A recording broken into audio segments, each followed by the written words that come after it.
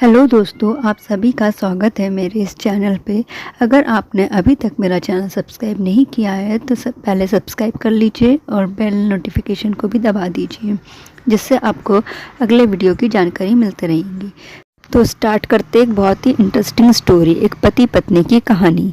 किसी ने बड़े कमाल की बात कही है कि अंदाजे से ना करे किसी इंसान की हस्ती अक्सर ठहरे हुए दरिए गहरे हुआ करते हैं। एक बार एक प्रोफेसर अपनी क्लास में स्टूडेंट्स को एक कहानी सुना रहे थे। तो कहानी इस प्रकार की थी कि एक समुद्र में बड़ा जहाज जा रहा था।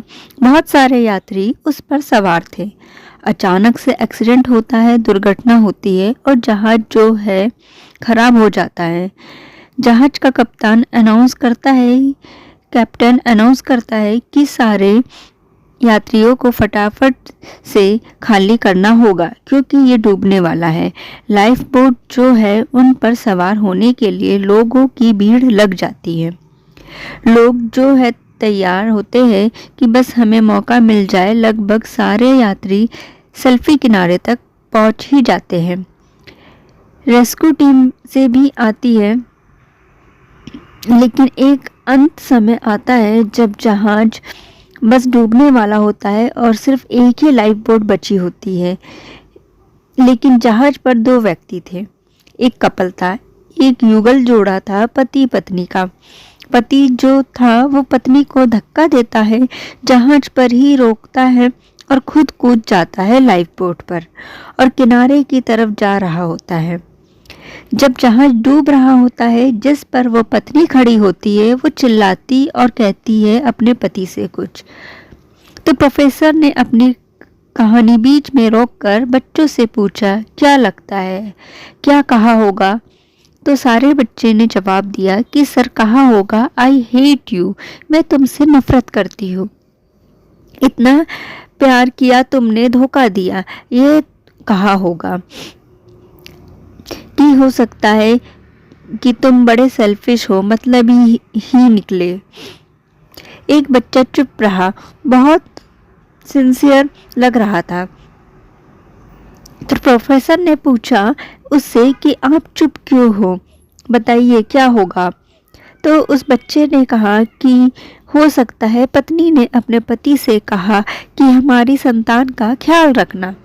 प्रोफेसर चौंक गए। उन्होंने कहा, सही जवाब, लेकिन तुम्हें कैसे पता है? तुमने कहानी सुन रखी थी?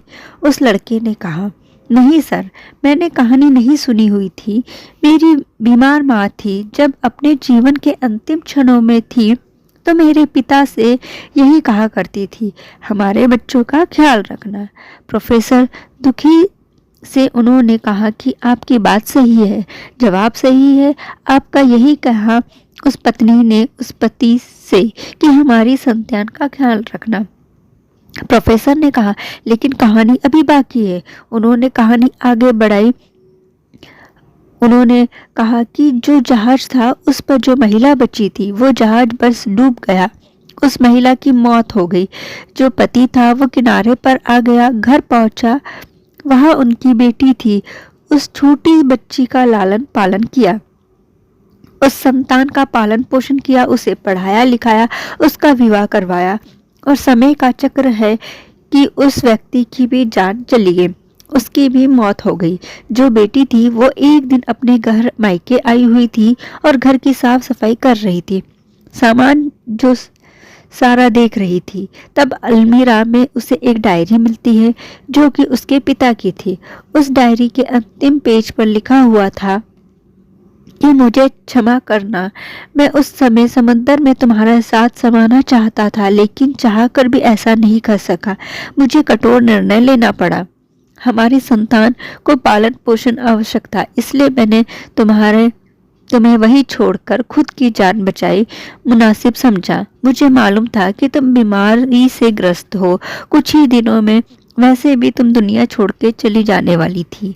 ऐसे में मुझे ये कठोर निर्णय लेना पड़ा, वरना मेरा यकीन मानो, मैं तुम्हारा साथ समुंदर की उस पर समा जाना चाहता था। तुम्हारे बिना मेरा जीवन का कोई अर्थ नहीं है। बच्ची जब ये पढ़ रही थी तो रोती चली जा रही थी। कहीं ना कहीं उसके मन में चलता था कि पिता ने माँ को वहाँ के लिए क्यों छोड़ दिया, लेकिन उस दिन उस क्षण उसे समझ में आया कि पिता ने ऐसा फैसला क्यों किया था। धन्यवाद। आपको यह हमारी स्टोरी कैसी लगी हमें कमेंट करके ज़रूर बताएं।